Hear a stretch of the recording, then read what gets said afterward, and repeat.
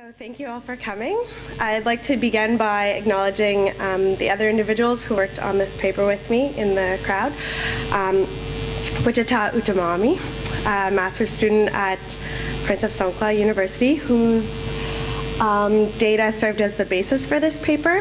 Her supervisor, Yawanik Kititun Kun, who is also at the Prince of Songkla University. My supervisor, Mosa Marshka, who's absent from this event, and then Peter Vandergeest, who's sitting in the front row. As the title suggests, our paper looks at the possibility for developing markets for sustainably produced seafood among Asian consumers that would be particularly driven by civic and ecological concerns, and the degree to which that this can respond to the interests of small-scale producers. It is our understanding that while there are numerous certification and standard schemes out there, 30 in fact, eco labels for fisheries, that they are consistently focused on the global north and therefore exclude producers and consumers in the global south. In Southeast Asia, for instance, there are only two, the Marine Stewardship Council, MSC, and Friend of the Sea. And as you can see within Thailand, only Friend of the Sea is operating, and it certifies only one clam shell fishery and 14 processing companies for 3 various types of tuna. So we see our research as being important not only because there's so few certification schemes here, but because they also focus on exports, and they don't really consider the domestic consumption within countries. Also, as literature on organic and related foods suggests, there's a growing middle class interested in healthy food options, and branded products enable access of this middle class who are willing to pay a higher price. And the question is whether or not it can be leveraged for sustainable seafood as well. Our research, and that's seen as significant because, as our previous speaker said, a lot of people in Southeast Asia rely on fish as a significant part of their protein. Our research looks at this question through the case of a local Fisherfolk Shop in Prachuap Khiri Province. The shop opened in June of 2014 by 7 small-scale fisher groups in the province with the help of an NGO, Raktele Thai, or Thai Sea Watch Association. Essentially, 66 fishers contributed 50,000 Thai baht, which is equivalent to about $1,500 United States, to start up the shop, and at least half were from one of the 7 villages. And the shop also received funds from Oxfam as well as the Federation of Thai Fisherfolk Association. The shop's mandate is to initiate an alternative market by directly supplying products to consumers from small-scale fishers using non-destructive fishing gear, to provide consumers with quality seafood, and to set up channels for disseminating information and educating the public about marine resource conservation. As you can see in the diagram, the Fisherfolk Shop buys from those stakeholders who have invested in the shop from the 7 communities, but then it has also expanded a bit into other provinces in order to satisfy consumer demand. It sells its products to consumers via Facebook, as well as through the shop, which is located in Bonok in Prachuap Khiri Khan Province, and it also sets up in various places in Bangkok, for instance, at Root Garden. And this is just a photo of the Fisherfolk Shop buying shrimp from one of the communities in Prachuap. But it's much more detailed than that, as this diagram shows. You can't read it, of course, but there's just a lot going on with online orders. There's only 4 to 5 people working at the shop, and so they have to try to purchase, process, package the product, and then deliver it. So it's a very complex system. Our methodology consisted of, it was twofold. We had, Sorry, I'm just going to pull up right now. So, essentially, we had case-specific research from the one village where over half of the 66 fishers had contributed. So the village is Kangarai. And so we had interviews with fishers from that one village, with the shop employees based in Prachuap and in Bangkok, and then as well as with consumers. And essentially, as you see in table 2, right here, which is pulled from our paper, the research was conducted by way of consumer survey, key informant interviews. We had a focus group with fishers in order to better understand the ecology. And then there was also an analysis of the sales receipts and buying receipts from June 2014 to 2015, so the first year of operation.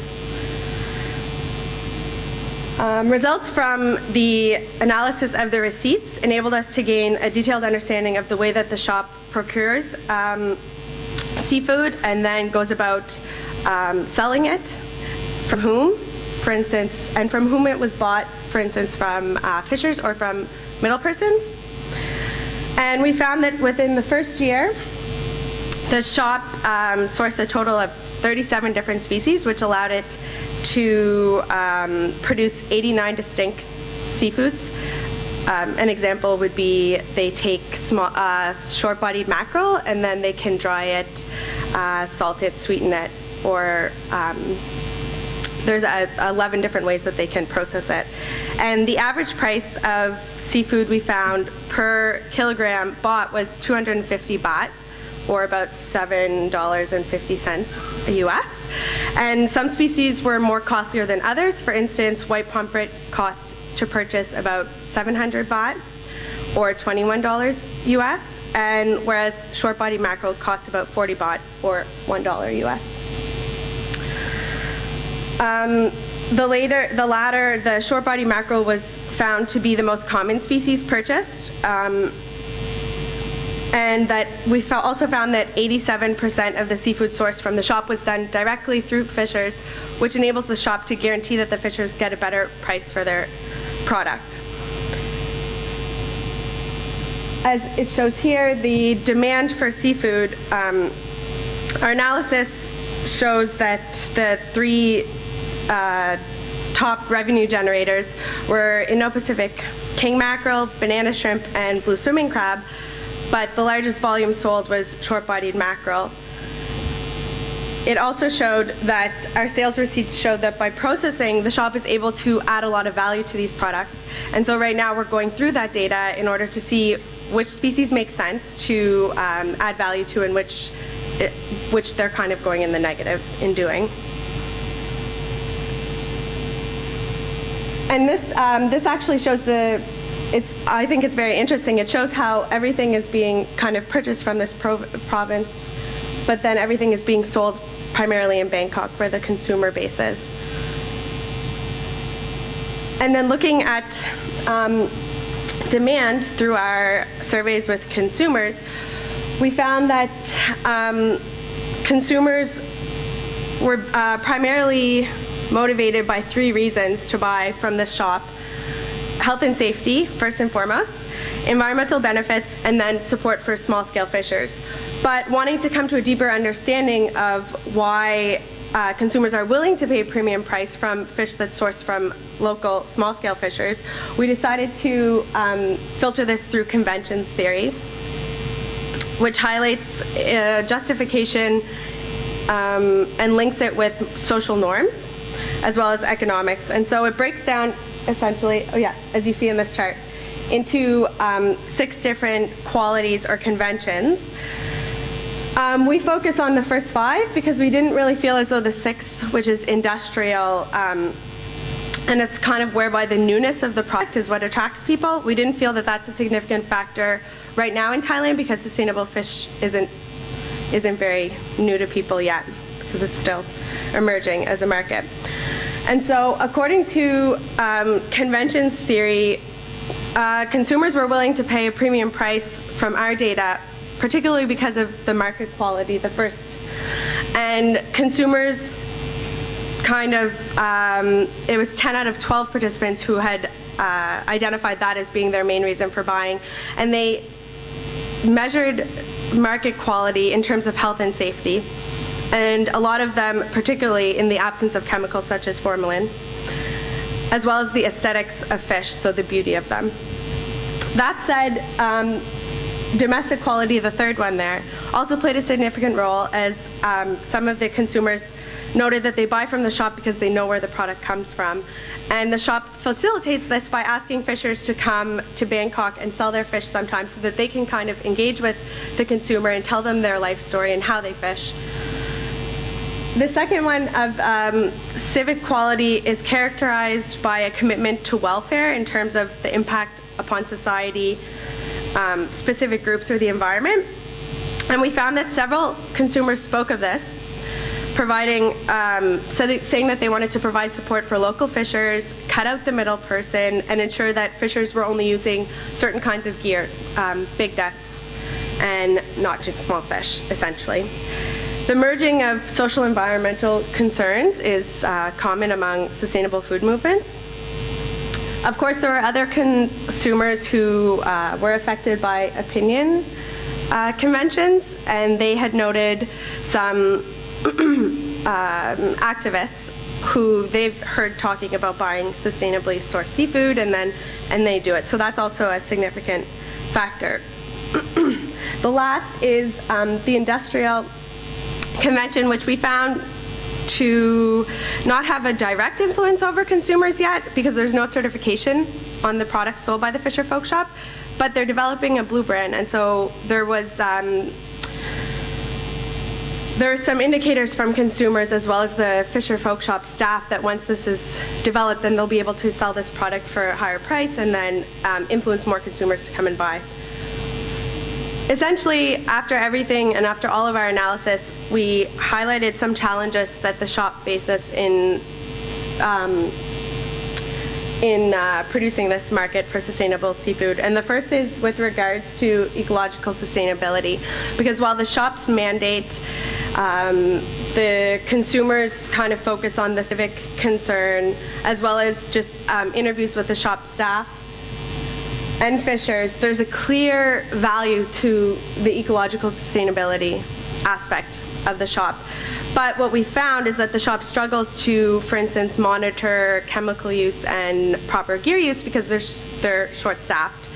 There's also kind of a question of additionality because the NGO that works with the Fisherfolk Shop was working in many of the communities that sell to the Fisherfolk Shop now, and they had kind of already transitioned their gear use and their practices before starting to sell to the shop. So we're kind of unsure of whether or not the shop provides that incentive for fishers to actually switch their regular practices in order to access it. On the consumer side, also with regard to ecological sustainability, there's some concern that the shop isn't providing enough information. We found that consumers were actually, I'm going to say it was a bit surprising to see how much they knew about, for instance, seasonality of fish. And some were saying that they wouldn't purchase a certain fish if it wasn't there because they understood that it was probably not being caught by fishers because of seasonality.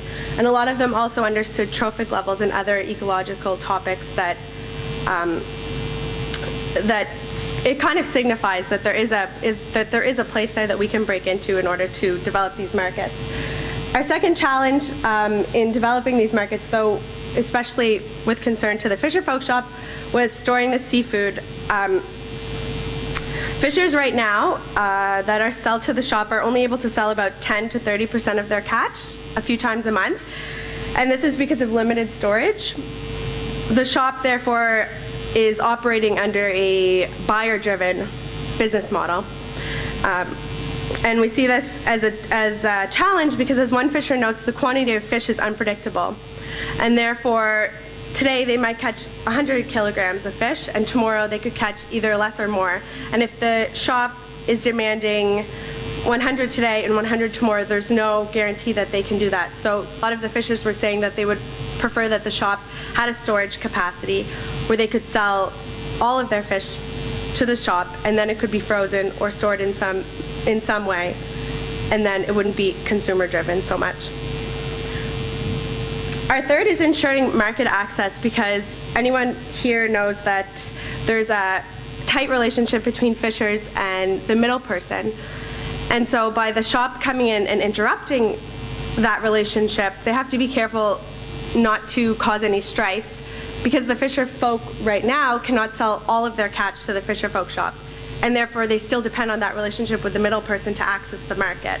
And so it's the way that they can go about doing that. We interviewed some fishers who said they can't access the shop because they have what I call Kehoe, which is kind of a debt with a middle person.